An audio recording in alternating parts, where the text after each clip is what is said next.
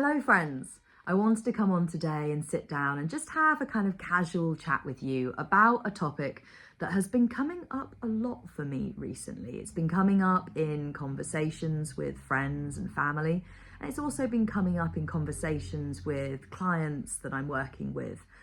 And that is the power of self-conversation. Now, self-conversation and working on self-conversation, I think, is one of those things that can fall by the wayside very easily. It is so easy to overlook the way that you talk to yourself. It is so easy to overlook the impact that how you speak to yourself has on you and your life. It's one of those things where often we can just get into really unhelpful habits and things that we would absolutely see with total clarity if we were to consider applying that same conversation style to another person, to a loved one, to a family member, to a friend. We can absolutely see how that would be far from helpful. We can actually very easily become blind to the ways in which our own self-conversation is negatively impacting us in all sorts of ways. I think this topic is one which is relevant both in and beyond recovery. And I know that for me, it's something that I worked on inside recovery and also have continued to work on and practice beyond recovery as well. I feel like this is one of those tools that you pick up and hone in recovery that will then go on to serve you for the rest of your life in a very positive way.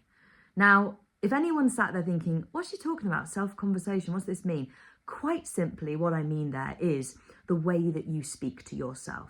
The typical tone or language or attitude that you apply or approach yourself with. And I really believe and see, not just in clients and others in the recovery community, but also beyond that, friends, family, colleagues, strangers that I cross paths with, I see the negative impact that habitually unhelpful self-conversation can have.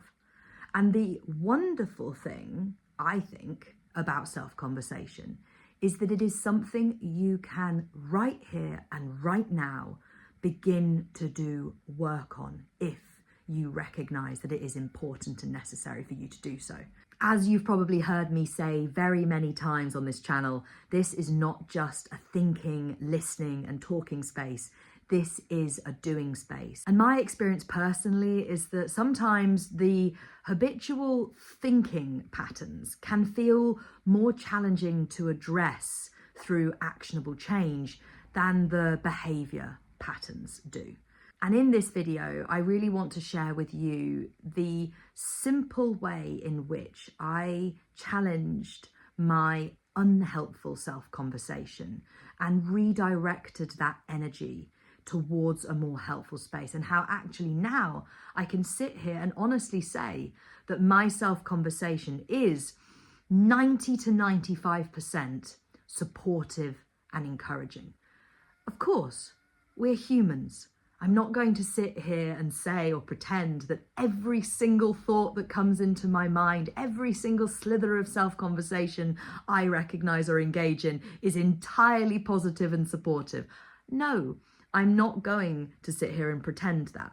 And actually, I think one of the important things as human beings is to recognize that humanness involves the less pleasant emotion. Humanness involves moments of doubt or uncertainty. Humanness involves going through periods or having moments where you don't particularly love yourself or you're not feeling particularly vibey and fiery. That is part of the human experience. But the reality is that living in a place where the vast majority or a significant portion of your self-conversation is unhelpful, unsupportive, nasty, bullying, unfriendly, etc., is very, very different to that place where actually the majority of your self-conversation is supportive and kind and compassionate. The place that I want to start, and the place that I would encourage anyone listening to this who resonates at all with this idea of needing to work on the tone of their self-conversation, is to identify. We're not talking here about changing. We're not talking about reframing or redirecting yet. What we are talking about is calling out and identifying.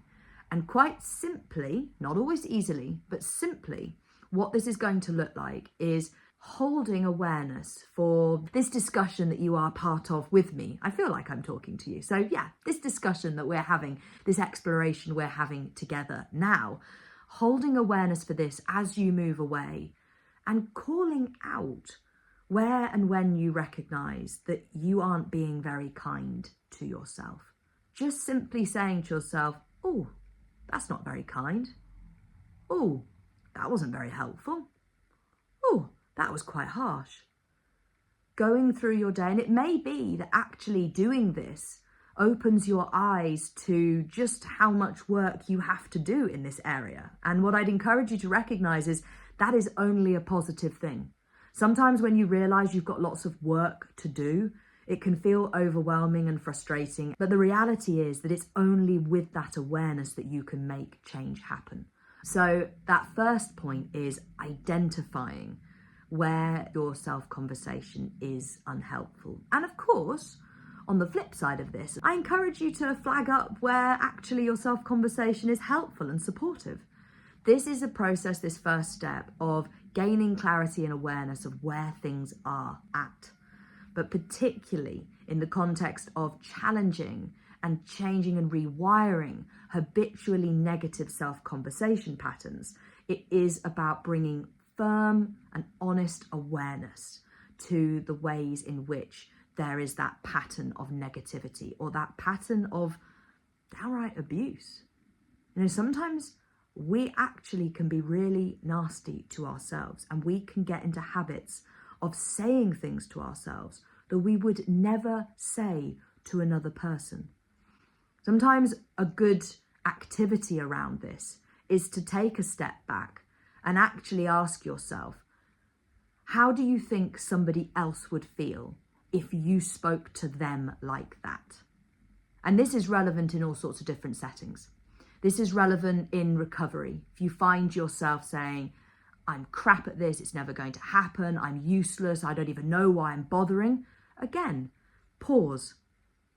Imagine yourself saying that to a loved one who is in recovery. How would they feel? What's your gut instinct about that whole conversation interaction? I would imagine the vast majority of you sat here watching would quite instinctively know that that is not a helpful thing to say. And so why are you doing that to yourself? Another of the ways in which unhelpful self-conversation can show up in recovery is the way in which you approach upcoming challenges. For example, sometimes our self-conversation, and I know I very much fell into this trap at times in my recovery journey, could center around how hard something was going to be. There would be a lot of, oh my goodness, it's going to be so hard, it's going to be so difficult, it's going to be so challenging. Oh my goodness, I'm really nervous, I'm not sure about this. It's going to be really, really hard. And again, I'd encourage you to just pause and recognize that if you had a loved one, or even a stranger, who was in recovery, and they were going to be embarking and engaging in some kind of challenge later that day or whenever it might be, what you probably wouldn't do is spend a lot of time telling them how hard and awful and it's going to be, because that's just not helpful. It's a bit like if you had a friend or a loved one who had an exam. What you probably wouldn't do for the days, weeks, hours leading up to that is say, oh my goodness, this is going to be a hard exam, isn't it? It's going to be a hard one. Oh, I think it's going to be really challenging. I think you're going to really struggle with this exam, actually. I don't think it's going to be easy at all. And, gosh, if you do struggle, how is that going to be? And what's it going to feel like to struggle? You just wouldn't. Again, instinctively, and I'd love to hear if you're relating with this, instinctively, you just wouldn't say that to someone. You wouldn't. You may acknowledge that it's going to be challenging, but you then would shift that conversation towards encouragement and support and compassion. You wouldn't just keep going down that path of how hard it's going to be and how awful, because how is that going to make them feel?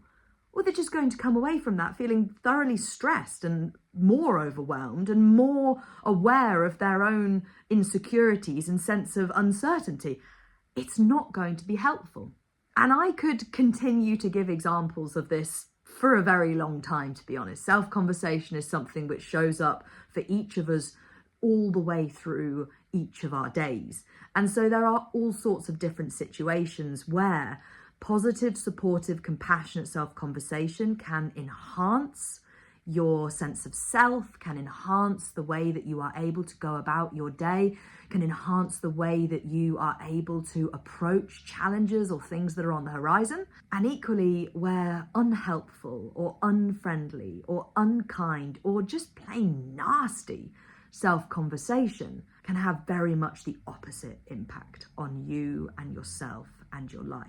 Now, when you have gone about this process of calling out and identifying, which is a very important step, the next part, and there is literally only two parts to this, it is gloriously simple. Not always easy, as I said earlier, but simple. The next part is proactively and intentionally redirecting to a more helpful thing. Quite simply, this is about tapping into that wisdom you have for what would be a more helpful thing to say to a friend or a loved one in this situation, and to walk that path, to voice that, even if in the short term it feels jarring to do so. Let's make space for the fact that if you have been walking a path of nasty or bullying self-conversation for any amount of time, but especially if it's something which has become fairly ingrained through habitual engagement, it is not necessarily going to immediately feel right or normal or natural to shift that focus to something more helpful. It may initially feel a bit jarring. In certain situations, it may be that a more neutral or accepting tone works. In others, it might be that actually you need to channel your inner cheerleader and you need to go ham on telling yourself how amazing you are and how much you can do this. Basically, it's all about getting curious, practicing self-compassion and being proactive with this. As I just alluded to, if this is something where there has been significant or slight habitual pattern formation around, it is going to take consistency and commitment to change that. I very much remember in my journey that the tone of nastiness, which I think was also this kind of ghostly mirror of my eating disorders tone, that had then become the tone that laced through my own self-conversation, was something that took time and practice to work on. And at first it felt a bit clunky and a bit, and I wasn't sure.